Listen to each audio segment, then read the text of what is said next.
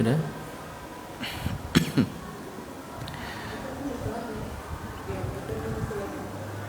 Bismillahirrahmanirrahim. Assalamualaikum warahmatullahi wabarakatuh.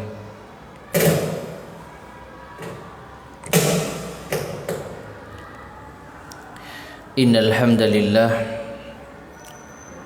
nahmaduhu wa nasta'inuhu wa nastaghfiruh ونعوذ بالله من شرور أنفسنا ومن سيئات أعمالنا من يهده الله فلا مضل له ومن يضلل فلا هادي له وأشهد أن لا إله إلا الله وحده لا شريك له وأشهد أن محمدًا عبده ورسوله اللهم صل وسلم وبارك على نبينا محمد وعلى آله وأصحابه ومن تبعهم بإحسان إلى يوم الدين أما بعد.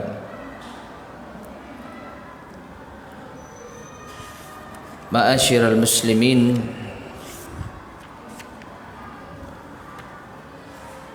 ibu-ibu sekalian, rahimani wa rahimakumullah. Segala puji bagi Allah Subhanahu wa taala yang dengan nikmat-Nya lah amal saleh menjadi sempurna. Kita bersyukur kepada Allah Subhanahu wa taala. Pada kesempatan di sore hari ini bisa bertemu kembali di majelis yang mulia ini untuk melanjutkan mengkaji kitab Ummahatul Mukminin, biografi istri-istri Nabi yang mulia sallallahu alaihi wasallam. Kitab yang disusun oleh Al-Imam Muhibbuddin At-Tabari rahimahullahu ta'ala, yang menjelaskan tentang keutamaan dari istri-istri Nabi yang mulia sallallahu alaihi wasallam. Dan kita pada kesempatan di sore hari ini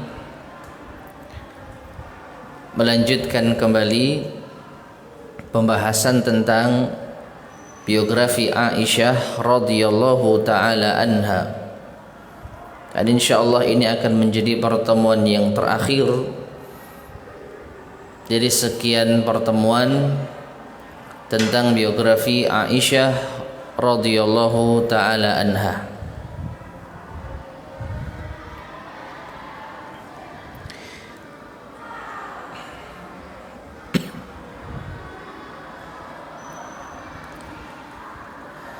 Baik para jemaah sekalian rahimani wa rahimakumullah, kita lanjutkan sampai pada halaman yang ke-199 dari kitab terjemahan Ummahatul Mukminin ini. Yaitu disebutkan di sini 10 keistimewaan Aisyah radhiyallahu anha. Dari Aisyah radhiyallahu anha ia berkata, aku diberi 10 hal dari Allah yang tidak pernah diberikan kepada seorang berkerudung wanita pun sebelumnya. Maksudnya tidak ada wanita lain yang mendapatkan 10 keistimewaan ini selain Aisyah radhiyallahu anha. Yang pertama yaitu aku digambar untuk Rasulullah sallallahu alaihi wasallam sebelum aku dibentuk di dalam rahim ibuku.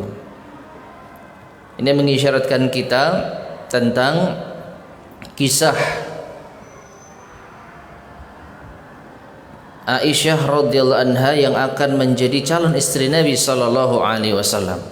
Dan dulu pernah kita sampaikan bahwasanya Nabi sallallahu alaihi wasallam melihat di dalam mimpinya gambar Aisyah. Lalu dikatakan kepada Nabi sallallahu alaihi wasallam bahwa ini adalah calon istrimu nanti. Nah, ini menjadi suatu kebanggaan tersendiri bagi Aisyah radhiyallahu anha. Istri-istri Nabi yang lainnya tidak mengalami hal yang serupa. Tatkala Nabi sallallahu alaihi wasallam akan menikahi mereka. Jadi hanya Aisyah saja yang ditampakkan di dalam mimpi Nabi sallallahu alaihi wasallam untuk dijadikan sebagai calon istri. Dan ini mengisyaratkan seakan-akan ini adalah wahyu dari Allah Subhanahu wa taala. Seakan-akan ini adalah petunjuk dari Allah Subhanahu wa taala bagi Nabi sallallahu alaihi wasallam untuk menikahi Aisyah radhiyallahu anha. Dan yang kedua, kata Aisyah, beliau menikahiku sebagai perawan dan beliau tidak menikahi seorang perawan pun selain diriku. Jadi satu-satunya istri Nabi yang dinikahi dalam keadaan masih gadis adalah Aisyah radhiyallahu anha. Seluruh istri-istri Nabi yang lainnya tatkala dinikahi oleh Nabi sallallahu alaihi wasallam mereka berstatus janda. Seluruhnya. Namun hanya satu saja yang dinikahi oleh Nabi sallallahu alaihi wasallam dengan status gadis, yaitu Aisyah radhiyallahu anha. Ini keutamaan yang kedua. Yang ketiga, wahyu turun kepada beliau saat beliau berada di antara dada dan leherku. Yaitu seringkali wahyu itu turun, ayat Al-Quran itu turun dari Allah tatkala Nabi sallallahu alaihi wasallam berada di pangkuan Aisyah radhiyallahu anha. Dan ini juga sudah kita sampaikan alasan kenapa Nabi sallallahu alaihi wasallam sangat kerasan, sangat senang tatkala jatah giliran malam beliau di rumah Aisyah. Jadi bukan hanya sekedar kesenangan duniawi jemaah, bukan hanya senang dalam masalah bertemu dengan istri muda gitu ya, tidak. Namun justru kalau kita perhatikan, Nabi sallallahu alaihi wasallam senang tatkala mendapatkan jatah giliran malam bersama Aisyah, karena di rumah Aisyah lah seringkali Nabi sallallahu alaihi wasallam mendapatkan wahyu. Dan bagi Nabi sallallahu alaihi wasallam turunnya wahyu adalah hal yang sangat istimewa. Nabi sangat merindukan masa-masa diturunkannya wahyu oleh Allah Subhanahu wa taala. Maka ketika turunnya wahyu ini seringkali tiba saat Nabi berada di rumah Aisyah, maka Nabi pun merasa antusias setiap kali beliau mendapatkan jatah bermalam di rumah Aisyah radhiyallahu anha. Itu maknanya. Kemudian yang keempat, di antara keistimewaan Aisyah, beliau mengatakan pembebasanku dari tuduhan zina diturunkan dari langit. Dan ini kisah yang telah kita sampaikan di pertemuan sebelumnya ya, bahwa Aisyah radhiyallahu anha itu dituduh telah berzina. Maka Allah Subhanahu wa taala pun menurunkan pembelaannya. Ya, yang telah kita sampaikan kemarin, yaitu di dalam surat An-Nur ayat 11 sampai 20. Ayat ini berisi tentang pembelaan Allah Subhanahu wa taala dari tuduhan orang-orang munafik terhadap Aisyah radhiyallahu anha yang berzina. Dituduh apa? Berzina. Dan ini merupakan kebanggaan tersendiri, yang mana Aisyah radhiyallahu anha pernah mengatakan bahwasanya dia hampir tidak yakin atau dia tidak mengira, tidak menyangka kalau sampai Allah Subhanahu wa taala menurunkan ayat khusus pembelaan terhadap beliau. Karena beliau merasa, siapa diri beliau ini? Siapakah saya? Apakah pantas Allah Subhanahu wa taala menurunkan ayat khusus untuk membela saya? Itu yang ada di benak Aisyah radhiyallahu anha.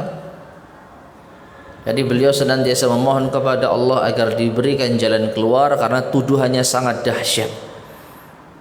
Dan tuduhan ini ma'asyar muslimin rahimani wa rahimakumullah tidak hanya dilakukan oleh orang-orang munafik, tapi sebagian kaum muslimin juga ikut. Sebagian kaum muslimin terpengaruh. Maka itu Aisyah sangat berharap kepada Allah Subhanahu wa taala, pasrah kepada Allah Subhanahu wa taala. Namun ternyata Allah sendiri yang menurunkan pembelaannya di dalam ayat yang ke-11 sampai ke-20 dari surat An-Nur tersebut. Ini nih keutamaan yang keempat, keistimewaan yang keempat. Keistimewaan yang kelima, kata Aisyah, aku adalah orang yang paling beliau cintai. Nabi SAW pernah ditanya, siapakah orang yang paling dicintai oleh Nabi SAW? Maka beliau menjawab, Aisyah radhiyallahu anha. Kalau dari kalangan laki-laki siapa? Maka beliau menjawab abuha, yaitu Abu Bakar As-Siddiq radhiyallahu taala anhu. Nah, ini juga merupakan keistimewaan tersendiri dari Aisyah. Nabi sendiri yang mengatakan kalau beliau adalah wanita yang paling dicintai. Yang keenam, di antara keistimewaan Aisyah pula adalah beliau diberi pilihan saat beliau berada di antara perut dan daguku. Yaitu Rasulullah SAW diberi pilihan oleh Allah Subhanahu wa taala, apakah engkau ingin diwafatkan saat ini bertemu dengan Allah Subhanahu wa taala menuju langit ila rafiqil a'la, atau engkau ingin tetap hidup di dunia? Dan saat itu Nabi SAW sedang berada di pangkuan Aisyah. Maka Nabi SAW memilih untuk diwafatkan saat itu. Ya, jadi ini diantara keistimewaan Aisyah pula. Taib. Kemudian yang ketujuh, beliau wafat pada hari giliranku. Di antara keistimewaan Aisyah adalah beliau wafat pada hari giliranku. Kebetulan jatah malam saat itu adalah milik Aisyah, dan Nabi SAW wafat di hari itu. Dan yang terakhir, yang kedelapan, di antara keutamaan Aisyah pula adalah dan beliau dimakamkan di rumahku. Nabi SAW dimakamkan di rumah Aisyah radhiyallahu anha. Karena para nabi itu diberikan hukum tersendiri oleh Allah Subhanahu wa taala, harus dimakamkan di mana mereka wafat. Jadi para nabi itu tidak dimakamkan di kuburan umum kaum muslimin, tapi mereka dimakamkan di tempat mereka wafat. Maka inilah asal usul sejarahnya bagaimana kuburan Nabi SAW bisa berada di dalam area Masjid Nabawi. Awalnya tidak masuk Masjid Nabawi. Karena apa? Beliau meninggal di rumahnya Aisyah. Hanya saja rumah Aisyah bersebelahan persis dengan Masjid Nabawi. Jadi jelas-jelas terpisah. Rumahnya Aisyah dengan Masjid Nabawi itu terpisah. Maka tatkala Nabi SAW meninggal dunia, rumahnya Aisyah itu belum masuk dalam areal masjid. Namun ketika terjadi renovasi Masjid Nabawi di zaman-zaman setelah sahabat dan tabi'in, itulah yaitu pemimpin kaum muslimin saat itu merenovasi Masjid Nabawi, sehingga dimasukkanlah rumah Aisyah ke dalam lokasi Masjid Nabawi. yang mana di sana juga sudah ada dua sahabat yang mulia, Abu Bakar dan Umar radhiyallahu taala anhuma. Nah ini. Nah di sini disebutkan Allahu a'lam bishawab, kalau kita cermati hanya 8 ya. Meskipun disebutkan ada 10. Wallahu a'lam mana yang dua saya tidak menemuinya. Jadi 10 keistimewaan Aisyah kalau kita cermati di sini hanya disebutkan 8 saja. Wallahu a'lam bishawab. Baik. Kemudian para jamaah sekalian rahimani wa rahimakumullah, pembahasan berikutnya adalah ilmu Aisyah. Seberapa dalam ilmunya Aisyah radhiyallahu anha.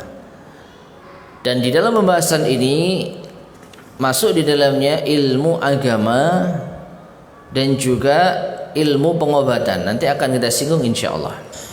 Adapun ilmu agama diriwayatkan dari Abu Musa al-Asy'ari radhiyallahu anhu, ia berkata, tidaklah ada suatu hadis pun yang terasa rumit bagi kami para sahabat Rasulullah sallallahu alaihi wasallam, lalu kami tanyakan kepada Aisyah, melainkan pasti kami menemukan ilmu darinya.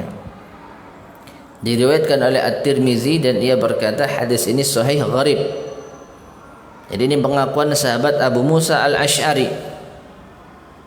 Kalau ada hadis yang rumit bagi mereka para sahabat, maka mereka tinggal datang ke rumah Aisyah, maka pasti akan didapati ilmu dari beliau radhiyallahu anha. Ini menunjukkan kalau Aisyah itu menjadi rujukannya para sahabat di dalam ilmu agama. Al-Hafidz Abdul Ghani dan lainnya menyatakan, diriwayatkan untuk Aisyah dari Rasulullah sallallahu alaihi wasallam sebanyak 1010 hadis. 174 hadis diantaranya disepakati sahih oleh Bukhari dan Muslim. 54 hadis diantaranya hanya diriwayatkan Al-Bukhari saja, dan 68 hadis diantaranya hanya diriwayatkan oleh Imam Muslim saja. Ini menunjukkan banyaknya hadis Aisyah radhiyallahu anha.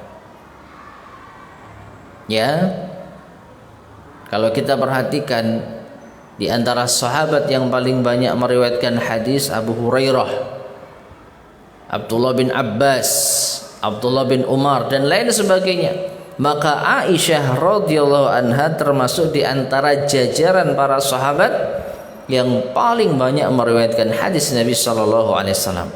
Bahkan wanita yang paling banyak meriwayatkan hadis Nabi sallallahu alaihi wasallam adalah Aisyah radhiyallahu taala anha. Laki-laki mungkin masih kalah sama Abu Hurairah. Karena kalau Abu Hurairah itu kerjaannya memang mencatat hadis. Abu Hurairah senantiasa menyertai Nabi sallallahu alaihi wasallam sambil membawa yaitu alat tulis. Setiap apa yang disabdakan oleh Nabi sallallahu alaihi wasallam saat ada Abu Hurairah, maka di sana Abu Hurairah pasti mencatatnya. Makanya ini sebabnya Abu Hurairah itu banyak atau yang paling banyak meriwayatkan hadis dari Nabi sallallahu alaihi wasallam. Nah, Aisyah meskipun tidak yang paling banyak, tapi beliau di antara yang terbanyak. Ini kalau kita bandingkan dengan sahabat-sahabat laki-laki. Tapi kalau sahabat wanita, maka tidak ada yang lebih banyak dibandingkan dengan Aisyah radhiyallahu anha. Kalau ada yang mengatakan ya pantas beliau istrinya Nabi sallallahu alaihi wasallam, maka kita katakan istri Nabi yang lain tidak sebanyak Aisyah. Memang ada hadis Ummu Salamah dan yang lainnya, tapi tidak sebanyak Aisyah. Maka ini menunjukkan keutamaan beliau radhiyallahu taala anha di dalam menyampaikan hadis Nabi sallallahu alaihi wasallam. Kemudian diriwayatkan dari Masruq, ia bersumpah dengan nama Allah, aku melihat para pembesar sahabat Rasulullah sallallahu alaihi wasallam bertanya kepada Aisyah radhiyallahu anha tentang faraid, yaitu tentang ilmu waris, diriwayatkan oleh Abu Umar. Ya, jadi di antara ilmu yang Aisyah kuasai ternyata juga apa? Ilmu faraid, ilmu tentang waris. Kita lewati beberapa pembahasan Nah, kita sampai pada pembahasan yaitu betapa Aisyah ini juga termasuk di antara ahli di dalam pengobatan. Diriwayatkan dari Urwah Ibn Zubair bahwasanya ia pernah berkata kepada Aisyah radhiyallahu anha, "Wahai ibunda, aku tidak heran pada pemahamanmu karena engkau adalah istri Rasulullah sallallahu alaihi wasallam dan putri Abu Bakar." Jadi kalau masalah ilmu agama, ya kita nggak heran lah. Aku pun tidak heran pada ilmu syair dan sejarah peperangan Arab karena engkau adalah putra Abu Bakar dan dia adalah orang yang paling berilmu. Dan dalam masalah ilmu agama dan ilmu bahasa, ya kita nggak kaget lah dengan ilmu yang dimiliki oleh Aisyah radhiyallahu anha. Namun aku heran pada ilmu pengobatan. Bagaimana bisa dan dari mana itu? Ya, ini menunjukkan kalau Urwah meyakini bahwasanya Aisyah itu juga jago di dalam ilmu pengobatan, padahal beliau tidak dikenal ahli pengobatan sebelumnya. Rasulullah bukan tabib, Abu Bakar juga bukan tabib. Apa tabib itu? Dokter gitu ya di masa dahulu. Ya, tabib. Jadi kalau tulisan bahasa Indonesianya tabib, padahal itu berasal dari kata bahasa Arab pakai huruf ta, jadi bacanya apa? Tabib.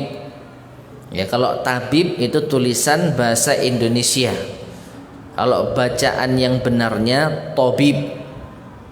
Ya, dari kata tib, pengobatan. Tabib, ahli pengobatan. Jadi Rasulullah SAW bukan tabib, Abu Bakar juga bukan tabib. Lantas dari mana Aisyah itu bisa tahu ilmu pengobatan? Maka Aisyah menepuk pundaknya dan berkata, "Wahai Urayyah," yaitu wahai Urwah, Rasulullah sallallahu alaihi wasallam sakit di akhir usia beliau di kediamanku. Maka saat itu utusan-utusan Arab berdatangan dari mana-mana. Mereka memberikan berbagai resep obat kepada beliau dan aku yang membuatkan obat itu untuk beliau. Dari situlah aku mengetahuinya. Diriwayatkan oleh Imam Ahmad. Ya, jadi ternyata Aisyah tahu ilmu pengobatan dari apa? Dari resep-resep yang ditulis oleh para utusan-utusan Arab tatkala Nabi sallallahu alaihi wasallam sakit, yaitu menjelang wafatnya. Ya, banyak resep dan yang membuat itu adalah Aisyah. Maksudnya yang Aisyah tinggal mengumpulkan bahan-bahan yang telah diresepkan saja. Nah, ini paling tidak apa? Menjadi ilmu bagi Aisyah. Tayyib. Az-Zuhri rahimahullah menuturkan, andai ilmu Aisyah disatukan dengan ilmu-ilmu seluruh istri Nabi sallallahu alaihi wasallam dan seluruh kaum wanita, tentu ilmu Aisyah lebih banyak. Diriwayatkan oleh Abu Umar dan penulis kitab As-Safwah.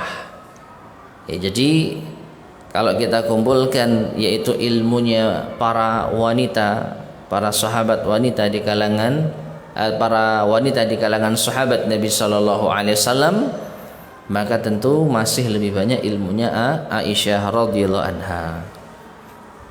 Nah, di antara ketinggian ilmu beliau di sini disebutkan Aisyah radhiyallahu anha pernah mengingkari Ibnu Umar.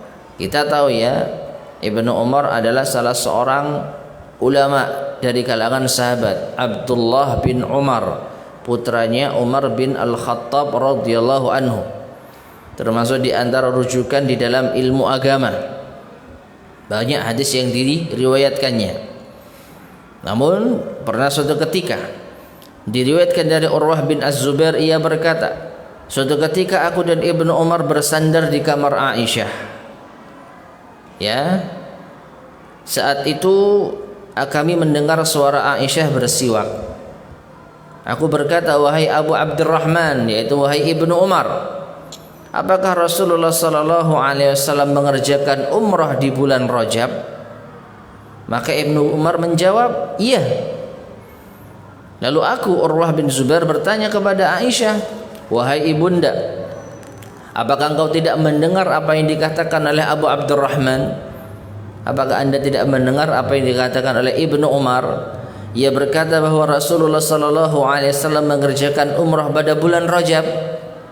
Maka Aisyah berkata, semoga Allah mengampuni Abu Abdurrahman, semoga Allah mengampuni Ibnu Umar. Sungguh beliau Rasulullah sallallahu alaihi wasallam tidak pernah mengerjakan umrah pada bulan Rajab. Dan tidaklah beliau mengerjakan umrah kecuali aku bersama beliau. Jadi Aisyah itu mengklaim bahwasanya setiap Nabi umrah maka pasti Aisyah ikut. Dan selama ini enggak pernah Nabi sallallahu alaihi wasallam umrah di bulan Rajab. Ya. Jadi di sini bisa kita simpulkan wallahu alam bissawab, Ibnu Umar keliru. Ibnu Umar mengira kalau umrah di bulan Rajab itu pernah diamalkan oleh Nabi sallallahu alaihi wasallam. Sedangkan Aisyah merasa selama beliau umrah sallallahu alaihi wasallam tidak pernah itu di bulan Rajab. Karena apa? Setiap umrah Nabi pasti bersama Aisyah. Aisyah pasti ikut bersama Nabi sallallahu alaihi wasallam. Ini menunjukkan apa? Keutamaan ilmu Aisyah dibanding dengan Ibnu Umar dalam masalah ini. Nah, sekarang kita masuk dalam pembahasan berikutnya. Ilmu Aisyah sudah kita ketahui tinggi ya. Sekarang kezuhudan Aisyah. Apa zuhud itu? Zuhud itu bukan berarti menampakkan kemiskinan ya. Zuhud itu artinya adalah hanya yaitu mendahulukan urusan akhirat. Ya, mendahulukan urusan akhirat daripada urusan dunia. Meninggalkan hal-hal yang dilarang dan hanya mengerjakan hal-hal yang bermanfaat untuk akhirat. Itu zuhud. Jadi sampai pun perkara-perkara yang mubah tapi kalau tidak mendatangkan manfaat di akhirat, maka orang yang zuhud tidak mengerjakannya. Di bawah zuhud ada istilah wara'. Kalau wara' itu meninggalkan perkara-perkara yang membahayakan akhirat, meninggalkan perkara-perkara dosa dan maksiat, tapi masih mengerjakan perkara-perkara yang mubah meskipun itu tidak mendatangkan manfaat bagi akhirat. Pokoknya orang yang wara' itu meninggalkan yang haram saja. Tapi perkara yang mubah meskipun tidak mendatangkan manfaat di akhirat, maka orang yang wara' mungkin masih melakukannya. Tapi orang yang zuhud lebih dari itu. Dia hanya mengerjakan perkara yang bermanfaat untuk akhiratnya. Itu definisi zuhud secara ringkas. Nah, kezuhudan Aisyah diriwayatkan dari Ibnu Aiman Al-Makki. Ia berkata, aku bertamu menemui Aisyah radhiyallahu anha. Ia saat itu mengenakan baju panjang kutri seharga 5 dirham. Ya, 5 dirham ini menunjukkan harga yang murah, bukan harga yang mahal. Ya, 5 dirham itu ibaratnya setengah dinar.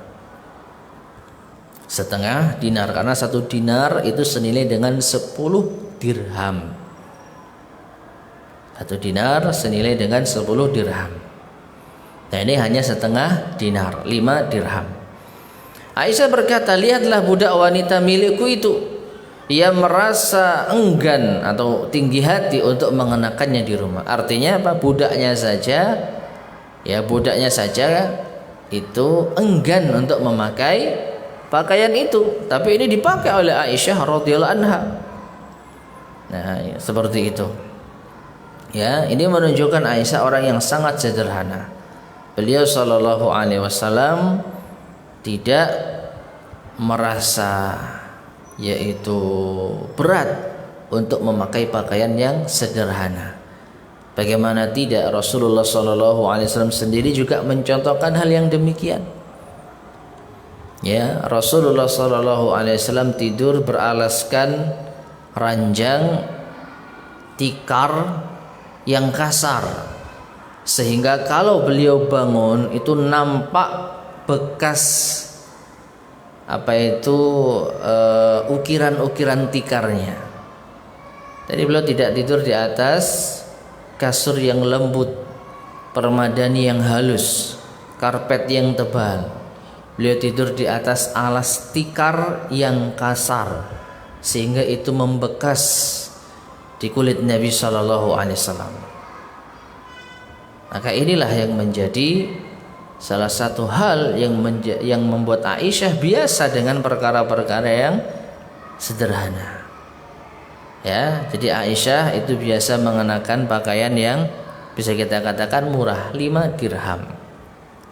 Namun di sisi lain Aisyah itu orang yang sangat dermawan dan orang yang sangat rajin bersedekah. Lah bagaimana bisa?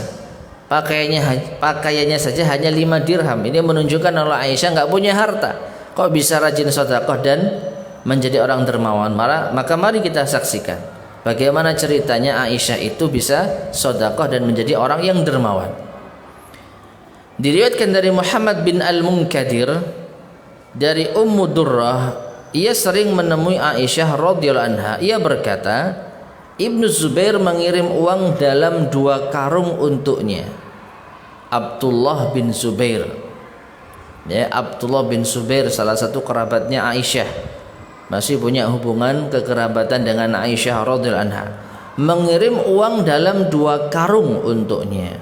Menurutku jumlahnya 180.000 dirham. 180.000 dirham. Ini kalau dibagi 10 jadinya 18.000 dinar.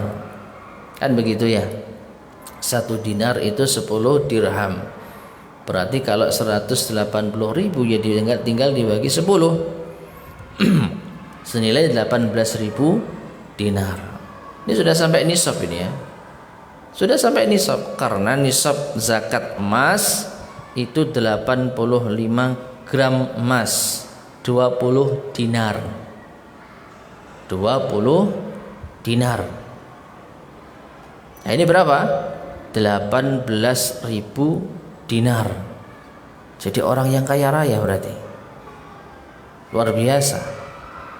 Namun tatkala ia mendapatkan 2 karung dirham sebesar itu, sebanyak itu, ia kemudian meminta piring.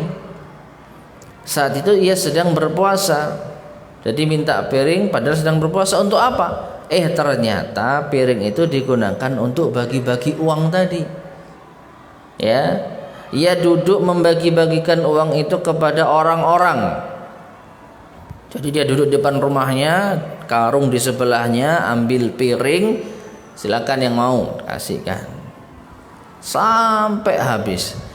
Maka pada sore harinya ia tidak memiliki 1 dirham pun dari uang tersebut. Subhanallah. Ya, gak bisa dibayangkan jamaah sekalian rahimani wa rahimakumullah. Harta sebanyak itu habis dalam sekejap. Bukan untuk foya-foya, bukan untuk investasi dunia, tapi untuk investasi akhirat. Sedekah, infak.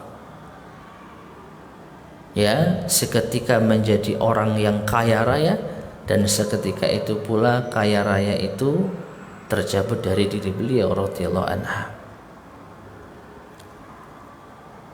Nah, menjelang sore hari, jadi waktu sore sudah habis ya 2 karung dirham itu. Menjelang sore maksudnya menjelang buka puasa, ia berkata, wahai budakku, Aisyah punya budak wanita, bawa kemari hidangan berbuka untukku. Saya mau buka puasa nih. Coba saya siapkan hidangan berbuka. Maka budak wanita itu lantas membawakan roti dan minyak, maksudnya minyak zaitun ya, atau samin. Jadi biasa roti itu dicampur dengan minyak zaitun atau minyak samin. Jadi sederhana sekali. Nah, Ummu Durrah kemudian berkata kepada Aisyah, ya, ini mungkin budaknya ya, tidak bisakah engkau membeli daging 1 dirham pun untuk kita berbuka? dari uang yang engkau bagi-bagikan hari ini, artinya sudah tahu puasa, ya paling enggak buka yang enak lah. Kan tadi punya apa? Punya 2 karung dirham penuh. Masa enggak bisa sih ambil 1 dirham saja kita belikan daging? 1 dirham itu masih mending jamaah sekalian. Iya masih bisa untuk beli daging lah meskipun sedikit. Ya. 1 daging masih bisa untuk beli daging meskipun apa sedikit. Kalau 1 dirham itu misalkan 20.000, ya paling tidak dapat berapa on itu. Kalau misalnya 1 dirham itu nilainya 20.000, misalkan ini ya. Misalkan 1 dirham 20.000 atau mungkin lebih dari itu saya rasa. 30 atau 40.000. Ini masih bisa beli daging setidaknya ya 1/4. Ya, 1 on mungkin ya, 1 on lebih mungkin. Nah ini, jadi Ummu Durrah mengatakan kenapa kita nggak beli daging 1 dirham saja, padahal Anda memiliki 2 karung dirham penuh tadi. Maka Aisyah mengatakan engkau jangan mencelaku. Andai kau ingatkan sejak tadi tentu aku akan lakukan. Artinya Aisyah sampai nggak kepikiran jamaah sekalian. Aisyah bukan berarti tidak mau makan yang enak, tapi beliau tidak kepikiran. Karena apa? Karena saking beliau itu fokus untuk sedekah. Sampai-sampai beliau tidak memikirkan nanti mau buka apa. Ini beda dengan kita ya. Kita belum sampai sore hari, pagi itu sudah merancang nanti bukanya apa. Ya. Bahkan habis sholat subuh sudah bingung cari apa? Cari yaitu bakul sayur nanti untuk rencana buka puasa. Ini tidak dilarang jamaah, bukan berarti ini dilarang. Tapi kalau kita bandingkan ya seperti inilah kualitas kehidupan kita, sangat jauh dengan istri-istri Nabi Shallallahu Alaihi Wasallam. Ya, nggak bisa kita bayangkan kok bisa 2 karung penuh koin dirham itu habis dalam sekejap, tidak tersisa sedikit pun, sampai-sampai untuk buka puasa saja nggak beli daging, sampai-sampai untuk buka puasa saja masih dalam kondisi apa sebelumnya. Nah seperti itu. Diriwayatkan juga oleh Abu Muawiyah dan ia berkata jumlahnya mencapai 180.000 dirham, semua ia bagi-bagikan. Diriwayatkan dari Atha radhiyallahu rahimahullah, ia berkata Muawiyah mengirimkan kepada Aisyah radhiyallahu anha sepiring mutiara senilai 100.000 dirham. Ya, ini beda lagi. Kalau tadi 2 karung dirham, koin dirham penuh 180.000. Nah ini mutiara yang nilainya 100.000 dirham. Aisyah kemudian membagi-bagikannya kepada istri-istri Nabi Sallallahu Alaihi Wasallam. Ya, dan wallahu alam bisawab, ini zahirnya kejadian ini setelah wafatnya Rasulullah Sallallahu Alaihi Wasallam. Kejadian ini setelah meninggalnya Nabi Shallallahu Alaihi Wasallam. Jadi beliau mendapatkan santunan dari Muawiyah bin Abi Sufyan, santunan dari seorang sahabat yang kaya raya. Dikasihlah 100.000 dirham. Ini kalau kita perhatikan ya, perhatian para sahabat kepada istri-istri Nabi ini sangat luar biasa. Jadi mereka tidak melupakan kondisi istri-istri Nabi Sallallahu Alaihi Wasallam. Jadi dikasih santunan dan santunannya banyak. Tapi istri-istri Nabi Sallallahu Alaihi Wasallam yang sudah biasa hidup sederhana tidak silau dengan gemerlapnya dunia. Inilah yang terjadi, orang-orang hebat ketemu dengan orang-orang hebat. Masya Allah. Yang kaya tidak lupa dengan yang miskin. Dalam hal ini wanita-wanita hebat yang pernah menemani Nabi Sallallahu Alaihi Wasallam tetap diperhatikan kesejahteraannya, makanya dikirimi uang supaya mereka bisa hidup layak, tidak meminta-minta. Nah di sisi lain istri-istri Nabi Sallallahu Alaihi Wasallam terbiasa hidup sederhana, Sehingga ketika mendapatkan harta melimpah, mereka tidak silau dengan gemerlapnya dunia. Mereka tidak gunakan untuk foya-foya, bersenang-senang, justru habis untuk diinfakkan. Ya, beda dengan sekarang. Yang kaya pelit, yang miskin suka minta-minta. Ya enggak? Jadinya apa? Kejahatan. Yang kaya sangat sayang hartanya, yang miskin ambisi untuk memiliki hartanya orang kaya. Jadilah banyak kriminalitas. Di zaman dahulu tidak demikian. Yang kaya memperhatikan yang miskin tidak merasa butuh dengan orang kaya. Subhanallah, ya. Kehidupan yang sangat-sangat ideal yang mungkin tidak kita jumpai lagi di akhir zaman ini. Nah,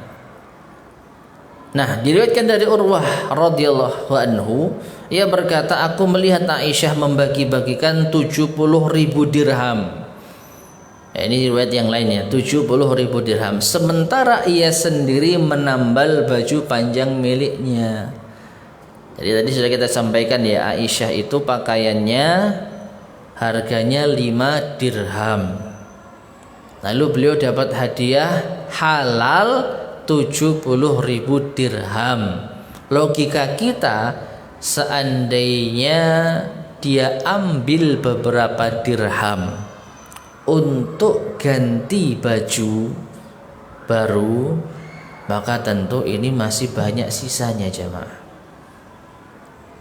Katakanlah Aisyah itu mengambil 5 dirham karena pakaiannya seharga 5 dirham, tapi yang baru. Ada yang lama sudah apa? Lubang-lubang, sudah ada tambalannya. Maka masih sempat kok untuk berinfak berapa? 69.905. Ini kalau seandainya Aisyah ngambil 5 dirham dari 70.000 dirham. Tapi ternyata tidak dilakukan oleh Aisyah. Aisyah tetap pede, percaya diri dan merasa nyaman dengan pakaian tambalan. Karena sadar pakaian ini hanya untuk menutupi apa? Aurat saja. Selama aurat itu tertutupi dan selama pakaian itu bisa dipakai, maka tidak penting bentuknya, tidak penting modelnya, dan tidak penting apakah ia ditambal atau tidak. Jadi Aisyah lebih memilih menginfakkan seluruh 70.000 dirhamnya daripada diambil sedikit untuk pakaiannya. Nah, diriwayatkan dari Urwah rahimahullah, ia berkata, setiap kali Aisyah menerima rizki dari Allah, pasti ia sedekahkan dan tidak ia simpan. Diriwayatkan oleh Imam Al-Bukhari. Jadi ini mengisyaratkan jamaah sekalian kalau Aisyah itu dapat rezeki banyak sekali, cuman tidak pernah tersimpan lama, selalu habis ya dalam waktu yang cepat. Untuk apa? Untuk diinfakkan, untuk disedekahkan. Taib. Kemudian ma'asyar muslimin rahimani wa rahimakumullah, rasa takut Aisyah kepada Allah dan waraknya. Diriwayatkan dari Aisyah radhiyallahu anha, ia berkata, paman sesusuanku datang meminta izin masuk menemuiku. Aku enggan memberikan izin kepadanya sebelum aku meminta izin Rasulullah sallallahu alaihi wasallam. Saat Rasulullah sallallahu alaihi wasallam datang, aku berkata, paman sesusuanku meminta izin masuk menemuiku, tapi aku enggan memberinya izin. Maka Rasulullah sallallahu alaihi wasallam bersabda, "Falyalij alaiki ammuki." Silahkan pamanmu masuk untuk menemuimu. Aku berkata, yang menyusuiku wanita, bukan laki-laki. Maka beliau bersabda, innahu ammuki falyalij alaiki. Sesungguhnya dia itu pamanmu, silahkan pamanmu masuk menemuimu. Ya. Riwayat lain menyebutkan pamannya Ibnu Abi Qu'ais meminta izin untuk masuk menemuinya, tapi ia enggan memberinya izin setelah ayat hijab diturunkan. Ibnu Abi Qu'ais berkata, aku pamanmu, kamu dulu disusui istri saudaraku. Maka ia tidak memberinya izin sampai Rasulullah SAW datang lalu memberitahukan hal itu kepada beliau. Beliau berkata, dia benar, dia itu pamanmu, silahkan pamanmu masuk menemuimu. Taib. Ma'asyarul muslimin rahimani wa rahimakumullah. Di sini kita bisa melihat betapa hati-hatinya Aisyah di dalam menerima tamu. Dan ini termasuk di antara kriteria istri salihah. Tidak mengizinkan siapapun masuk sebelum minta izin suaminya. Dalam hal ini suaminya adalah Rasulullah SAW. Sampai pun paman susuan beliau sendiri yang merupakan mahram. Paman susuan itu bagaimana? Ya, paman susuan itu seperti yang disebutkan di sini, seorang wanita menyusui Aisyah. Ya, menyusui Aisyah. Dan ternyata wanita ini memiliki saudara. Dan itulah yang menjadi paman dari anak susuan wanita tadi. Jelas ya? Jadi paman susuan itu adalah saudari atau saudaranya wanita yang menyusui anak tersebut.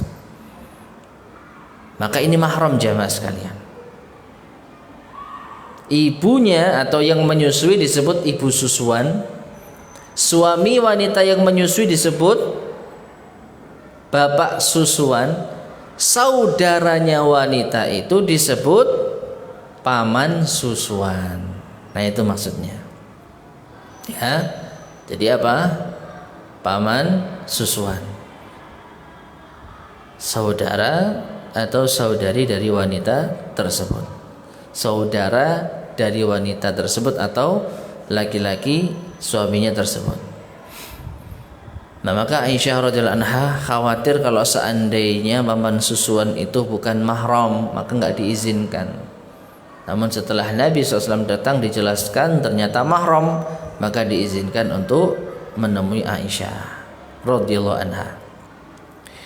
Diriwayatkan dari Aisyah radhiyallahu anha bahwa Rasulullah SAW masuk menemuinya dengan membawa seorang tawanan. Lalu Aisyah lengah, tidak memperhatikan tawanan tersebut karena bermain-main dengan para wanita yang ada di tempatnya hingga tawanan berhasil melarikan diri. Rasulullah SAW pun mendoakan keburukan untuk kedua tangan Aisyah. Ya, jadi Aisyah itu dinikahi Nabi masih sangat muda, sehingga beliau itu masih, ya bisa kita katakan memiliki sifat anak-anak. Jadi ketika diberikan tugas itu kadang-kadang lengah. Nabi menugaskan Aisyah untuk mengawasi tawanan, tapi ternyata sama Aisyah ditinggal main sama teman-temannya. Kaburlah tawanan tersebut, maka Nabi sempat mendoakan keburukan untuk Aisyah karena lengah di dalam mengawasi tawanan. Nah, kemudian Rasulullah SAW pun memerintahkan orang-orang untuk menangkap tawanan tersebut. Tidak lama setelah itu mereka berhasil menangkap tawanan tersebut. Rasulullah SAW masuk sementara Aisyah membolak-balikkan kedua tangannya. Ya, dibolak-balik seperti ini. Aisyah ditanya oleh Nabi SAW, mengapa engkau lakukan hal itu? Kenapa kok bolak-balik tangan seperti ini? Maka Aisyah berkata, engkau tadi mendoakan keburukan untuk dua tanganku ya Rasulullah. Aku sedang menanti kapan doamu ini dikabulkan Allah menimpa diriku. Jadi Aisyah tadi sempat didoakan keburukan. Semoga kedua tanganmu mendapatkan keburukan. Maka Aisyah sadar doanya Nabi itu mustajab.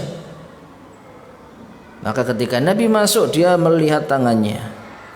Ya, ditanya oleh Nabi, "Kenapa?" Ternyata Aisyah khawatir kalau doanya Nabi itu akan dikabulkan oleh Allah. Makanya kapan ini ya azab Allah menimpa diri saya? Karena doanya Nabi itu mustajab. Nah, maka Rasulullah SAW pun berkata dengan penuh menyesal, ya, lalu berdoa dengan kebalikannya, ya Allah, aku ini hanya manusia biasa, aku menyesal dan marah seperti halnya orang lain.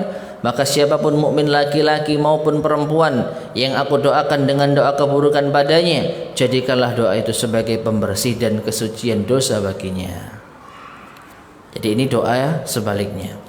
Jadi Rasulullah minta maaf kepada Aisyah dan sekaligus meminta ampun kepada Allah kalau pernah sekiranya beliau itu mendoakan keburukan bagi seorang mukmin maupun mukminah, maka jangan dikabulkan. Ya Allah, ganti, jadikanlah doa keburukanku itu sebagai doa kebaikan bagi dirinya yang membersihkan dosa-dosanya. Nah, seperti itu. Taib. Kemudian kita bisa melihat ibadahnya Aisyah. Ibadahnya Aisyah radhiyallahu taala anha. Diriwayatkan dari Urwah bin Zubair radhiyallahu anhu bahwa Aisyah radhiyallahu anha terus berpuasa. Diriwayatkan dari Al-Qasim radhiyallahu anhu bahwa Rasulullah atau bahwa Aisyah radhiyallahu anha berpuasa sepanjang masa, ia tidak pernah berbuka selain Idul Adha ataupun Idul Fitri. Juga diriwayatkan darinya ia berkata, setiap kali pergi di pagi hari, aku selalu memulai dari rumah Aisyah, lalu aku mengucapkan salam kepadanya. Suatu pagi aku berlalu, rupanya ia telah salat, ia membaca famannallahu alaina wa waqana adzabas samum, yaitu kutipan dari surat At-Tur ayat yang ke-27 yang artinya, maka Allah memberikan karunia kepada kami dan memelihara kami dari azab neraka. Ia berdoa, menangis dan terus membaca ayat ini. Aku berdiri hingga merasa bosan. Akhirnya aku pergi ke pasar untuk keperluanku. Setelah itu aku pulang. Ternyata ia masih berdiri seperti sedia kala, sholat dan menangis. Subhanallah. Ya, jadi ibadahnya Aisyah itu sangat kenceng sekali.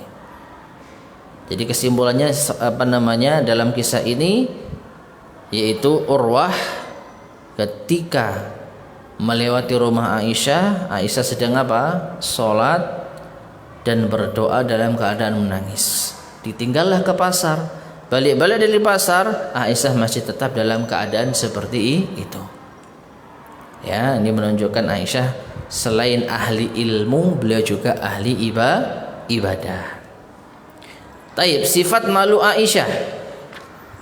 Diriwayatkan dari Aisyah radhiyallahu anha, ia berkata, aku masuk ke dalam rumah di mana Rasulullah sallallahu alaihi wasallam dan ayahku dimakamkan di dalamnya dengan menanggalkan pakaian.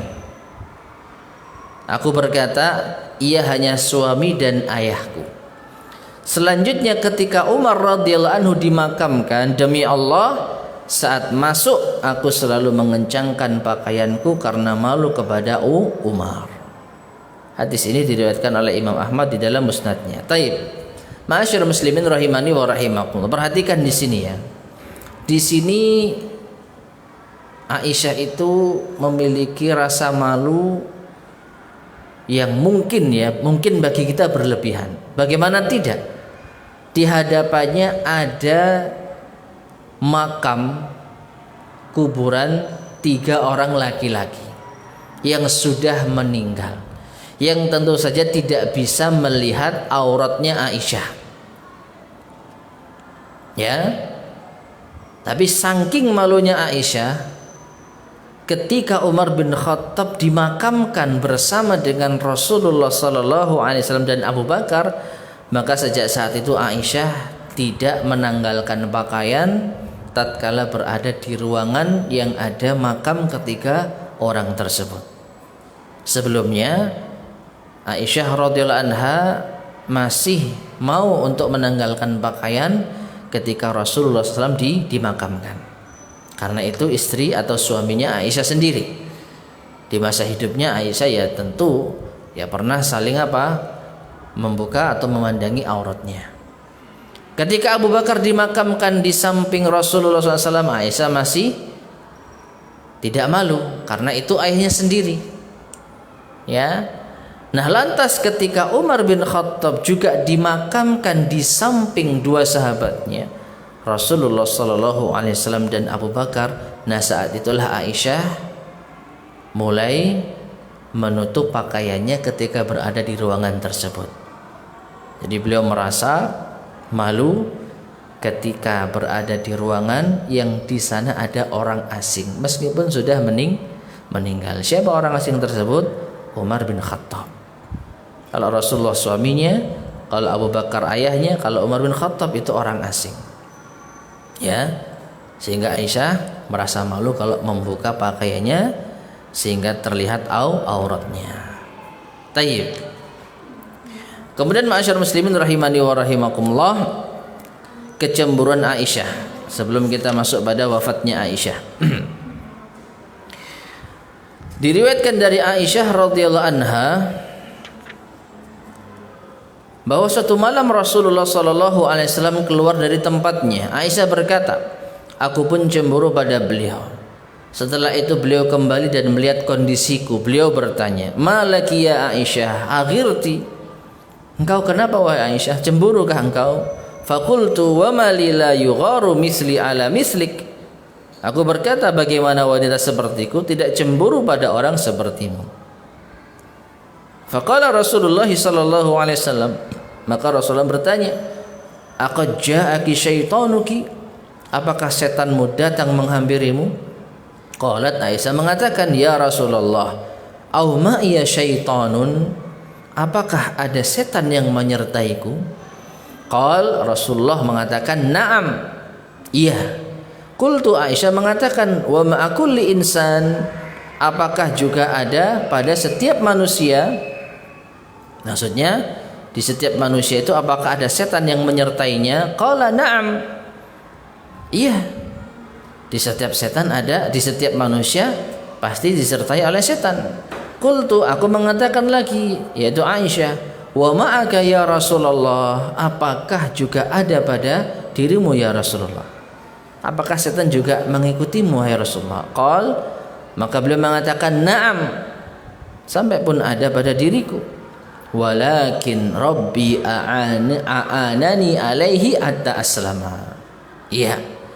Hanya saja Rabbku yaitu Allah Subhanahu wa taala membantuku untuk menundukkannya hingga ia pun masuk Islam. Hadis sahih riwayat Imam Muslim. Nah, jadi ma'asyar muslimin ibu sekalian rahimani wa rahimakumullah. Di sini yang bisa kita ambil pelajaran, Aisyah itu wanita yang pencemburu. Sampai-sampai ketika Nabi keluar rumah, Aisyah curiga. Ya, jangan-jangan ke rumah istri yang lain, mungkin gitu ya. Maka Nabi SAW menegurnya. Kenapa engkau lakukan itu? Kenapa engkau menguntitku, kan begitu? Apakah aku cemburu? Maka Aisyah mengatakan, iya aku cemburu. Siapa yang tidak cemburu dengan dirimu ya Rasulullah? Maka Nabi mengatakan, jangan-jangan setan sedang datang pada dirimu. Maka Aisyah mengatakan, apakah aku ada setannya? Rasulullah mengatakan, iya. Aisyah bertanya lagi, apakah setiap manusia disertai setan? Rasulullah mengatakan, iya.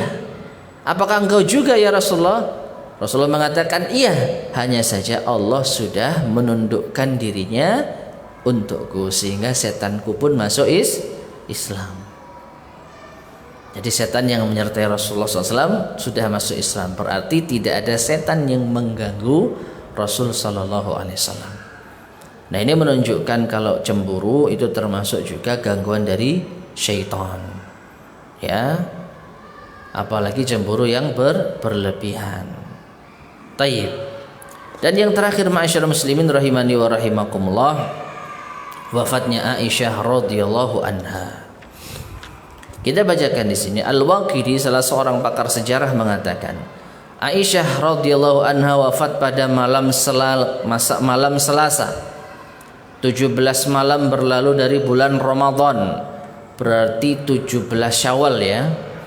17 malam berlalu, berarti 17 Ramadan. Maaf, 17 Ramadan.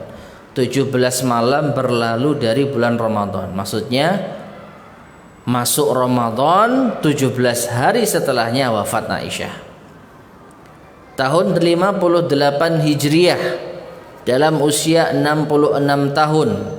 Yang lain menyebutkan tahun 57 Hijriah. Abu Umar hanya menyebut tahun ini. Ya. Jadi usianya masih ya cukup, tidak terlalu tua ya, 66 tahun. 66 tahun. Sebelum meninggal, Aisyah berwasiat agar dimakamkan bersama para madunya di Baqi, yaitu istri-istri Nabi yang lain yang sudah mendahului Aisyah. Di Baqi, di mana itu? Di pemakaman umum di kota Madinah yang dekat dengan Masjid Nabawi. Pemakaman yang sangat sederhana, tidak ada bangunan yang indah. Di setiap makam itu hanya tanah beserta batu saja. Pemakaman yang sangat-sangat sederhana. Nah, itu jenazahnya Aisyah. Jenazahnya disolatkan oleh Abu Hurairah yang saat itu menjadi wakil Marwan di Madinah di masa khilafahnya. Jadi Abu Hurairah yang menjadi imam solat jenazah untuk Aisyah. Yang turun ke makamnya ada 4 orang, Abdullah dan Urwah, keduanya anak Az-Zubair, Al-Qasim bin Muhammad bin Abi Bakar, dan Abdullah bin Abdurrahman bin Abi Bakar. Semua itu ponak-ponakannya Aisyah. Jadi Aisyah itu dimakamkan oleh mahram-mahramnya.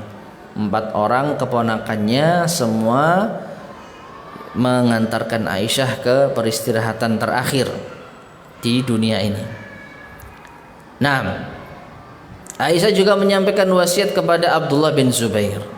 Maksudnya apa? Untuk memakamkannya. Diriwayatkan dari Ibnu Abbas radhiyallahu anhuma, ia berkata, Rasulullah sallallahu alaihi wasallam bersabda, "Ayyatukunna sahibatul jamalil adbabi, yaqtulu haulaha qatla katsiratun, tanju ba'da ma kadat." Siapa kiranya di antara kalian penunggang unta yang berbulu muka lebat, di sekitarnya banyak korban tewas berjatuhan dan ia selamat setelah hampir saja mati. Ya. Ya, ini perumpamaan ya yang menunjukkan keutamaan Aisyah. Meskipun kita jumpai apa ini kaitannya dengan Aisyah ya. Siapa di antara kalian penunggang kuda yang berbulu muka lebat, di sekitarnya banyak korban tewas berjatuhan dan ia selamat setelah hampir saja mati. Wallahu alam. Ya Allah alam, kaitannya apa ya? Diriwayatkan oleh Abu Umar dan ia berkata ini termasuk salah satu tanda nubuah beliau. Sanad hadis ini kuat dan terkenal. Abu Sa'id menyebutkan dalam Syarafun Nubuwah di bagian wafatnya Aisyah radhiyallahu anha bahwa ada yang berkata kepadanya, "Maukah jika kami memakamkanmu bersama Rasulullah sallallahu alaihi wasallam?" Maka Aisyah menjawab, "Makamkan saja aku bersama saudari-saudariku." Ia akhirnya dimakamkan di Baqi. Hadis sahih riwayat Imam Al-Bukhari. Taib. Jadi ma'asyar muslimin rahimani wa rahimakumullah. Ternyata Aisyah itu pernah ditawari sebelum meninggal dunia, maukah dimakamkan bersama Rasul sallallahu alaihi wasallam? Di mana? Ya di rumahnya Aisyah sendiri. Jadinya nanti ada 4 orang di sana, Rasulullah sallallahu alaihi wasallam, Abu Bakar, Umar, Aisyah. Maka ini sebenarnya kesempatan berharga untuk bisa dimakamkan dekat dengan suaminya. Tapi ternyata Aisyah lebih memilih dimakamkan bersama madu-madunya. Subhanallah. Padahal ketika di dunia pernah kita sampaikan ya kisahnya, betapa Aisyah itu cemburunya luar biasa kepada istri-istri Nabi yang lain di dunia. Cemburu kepada istri-istri Nabi sallallahu alaihi wasallam yang lainnya. Sampai mereka itu berkubu-kubu. Kan begitu. Namun ternyata ketika Aisyah sudah menjelang ajalnya, beliau justru lebih ridha dimakamkan bersama dengan para madunya. Jadi menunjukkan mereka ketika bertikai di dunia itu hanya sementara, dan mereka sadar bahwasanya tujuan akhirnya adalah kehidupan di akhirat. Sehingga Aisyah ridha dimakamkan bersama para madunya. yang semoga setelah nanti kehidupan di akhirat mereka istri-istri Nabi SAW akan bertemu kembali dengan suaminya Rasulullah Muhammad sallallahu alaihi wasallam. Maka inilah akhir dari biografi Aisyah radhiyallahu anha yang sangat banyak sekali pelajaran yang kita dapatkan, yang kita selesaikan dalam beberapa pertemuan ya. Ini pertemuan yang paling panjang Aisyah ini. Kalau nggak salah 4 pertemuan. 4 pertemuan hanya membahas tentang Aisyah karena memang panjang. Itu pun sudah kita singkat-singkat ya. Jadi mohon maaf kalau ada beberapa poin yang tidak tersampaikan karena ya memang bahasanya terlalu panjang sehingga khawatir kalau tidak dipersingkat nanti akan tidak selesai-selesai. Insya Allah pada pertemuan berikutnya kita akan masuk pada biografi istri Nabi berikutnya, yaitu Hafsah binti Umar bin Al-Khattab Al-Qurasyiyah Al-Adawiyah radhiyallahu taala anha. Baik ibu sekalian rahimani wa rahimakumullah, mungkin ini yang bisa kita sampaikan pada kajian di sore hari ini. Mudah-mudahan bermanfaat, kurang lebihnya saya mohon maaf. Sebelum kita akhiri, barangkali ada yang mau disampaikan, monggo silakan.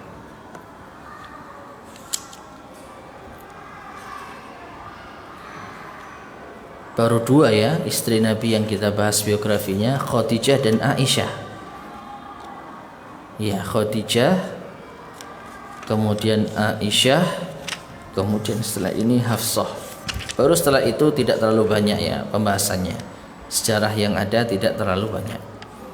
Setelah Hafsah, Ummu Salamah, kemudian Ummu Habibah, kemudian Saudah, Zainab dan seterusnya. Wallahu a'lam bishawab. Gimana Bu? Mengenai badannya Aisyah, ibadah nggih.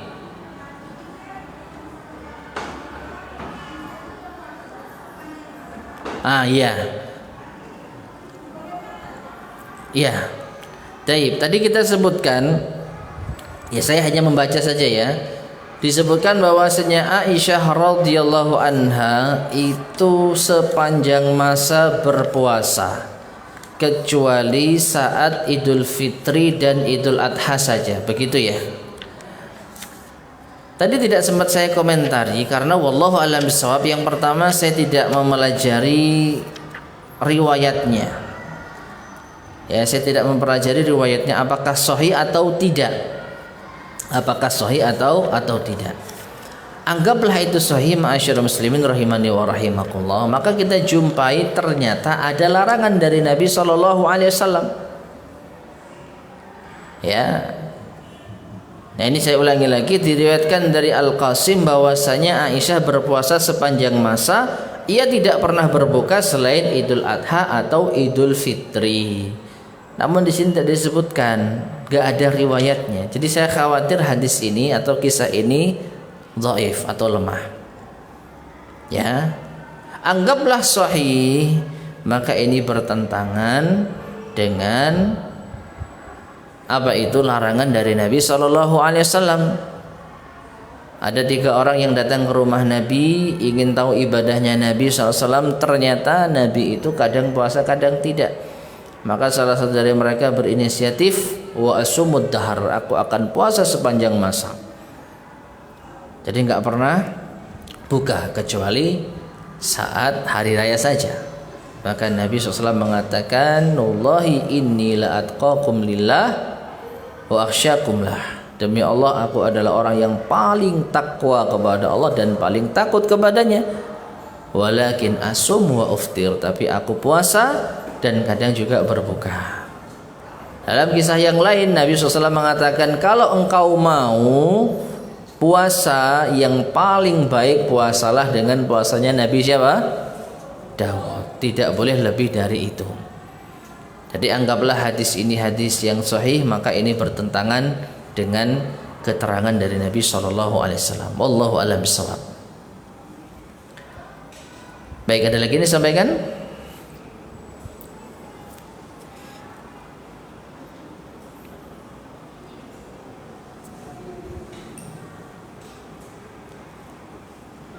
Nggih. Kalau apa? Puasa Senin Kamis boleh nggak berlanjut terus? Sangat diperbolehkan. Ya, jadi kita milih puasa Senin Kamis dan itu rutin, nggak pernah absen. Boleh, sangat diperbolehkan. Ya, jadi jangan khawatir. Yang tidak boleh itu puasa setiap hari. Kalau mau lebih banyak lagi puasa Daud. Kalau puasa Daud otomatis Senin Kemisnya pasti ada yang hilang. Karena kalau Senin puasa, Selasa ndak, Rabu puasa, Kemisnya ndak. Nah ini, jadi silahkan mana yang lebih mudah. Yang jelas kalau orang puasa Daud dan meninggalkan Senin Kamis, dia masih lebih utama.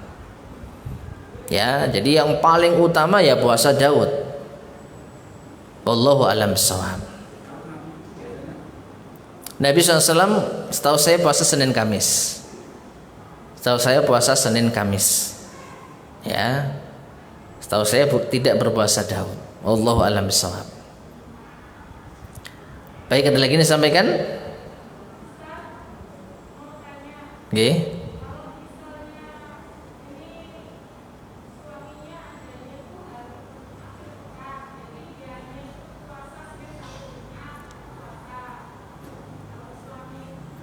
Pulang, kalau suaminya datang Jumat, Sabtu, Ahad, maka istrinya nggak puasa gitu.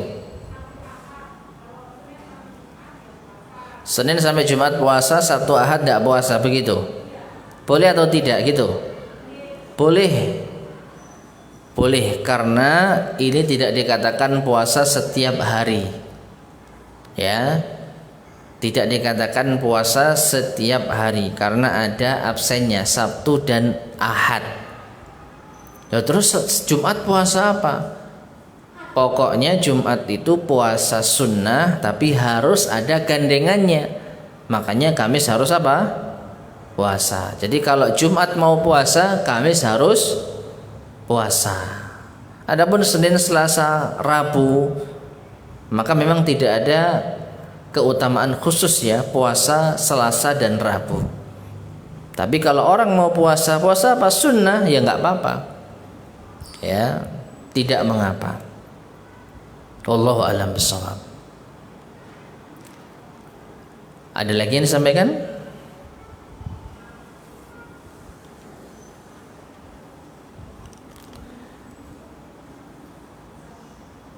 Cukup mungkin?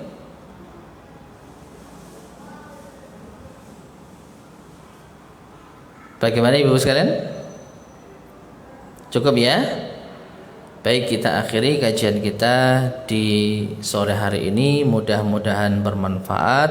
Kurang lebihnya saya maaf. Subhanakallahumma bihamdika asyhadu an la ilaha illa anta astaghfiruka wa atubu ilaik. Walhamdulillahirabbil alamin. Wassalamualaikum warahmatullahi wabarakatuh.